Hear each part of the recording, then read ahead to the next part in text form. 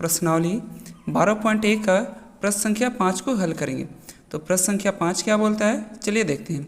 त्रिज्या 21 सेंटीमीटर वाले वृत्त का एक चाप केंद्र पर 60 डिग्री का कोण अंतरित करता है, तो ज्ञात कीजिए। क्या क्या ज्ञात करना है वो देखते हैं।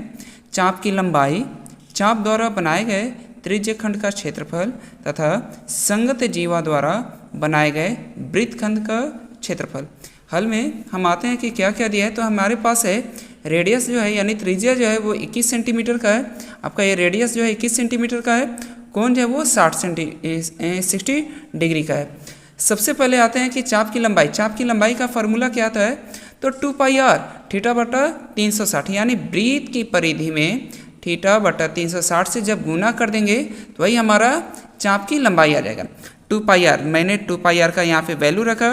थीटा आपका कितना है यानी 60 डिग्री है, तो 60 डिग्री बटे 360, तो 2 गुने 22 बटे 7 गुने 21 और 60 बटा 360 सभी को कैलकुलेशन करने पे हमारा कितना है 22 डिग्री। इस प्रकार हमारा चाप की लंबाई क्या हो गया 22 डिग्री। अब ये चाप की लंबाई पूछ क्या रहा था, तो चाप की लंबाई आपका यही था AB, इसी को पूछ रहा था कि ये चाप की लंबाई यानी AB का लंबाई क्या होगा। दूसरा प्रश्न है चाप द्वारा बनाए गए त्रिज्य खंड का क्षेत्रफल, यानी इसी चाप द्वारा बनाए गए इस त्रिज्य खंड यानी AOB का क्षेत्रफल हमारा क्या होगा।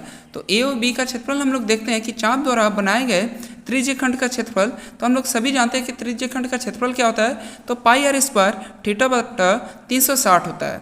पाई का मैंने वैल्यू रखा 22/7 गुने 21 ये आपका रेडियस हो गया इंटू 60/360।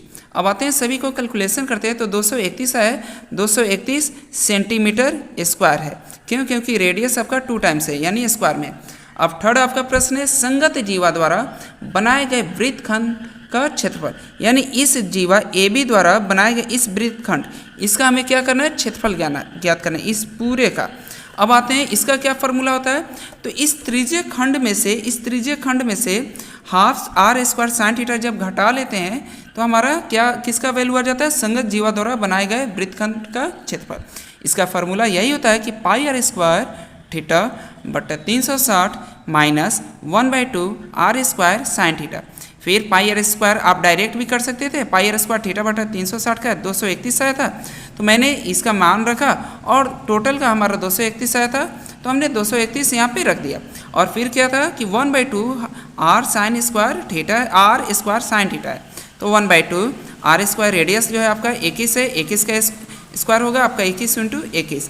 फिर साइन थीटा, साइन आपका कितना हो जाएगा, तो साइन 60 डिग्री का वैल्यू होता है √3/2।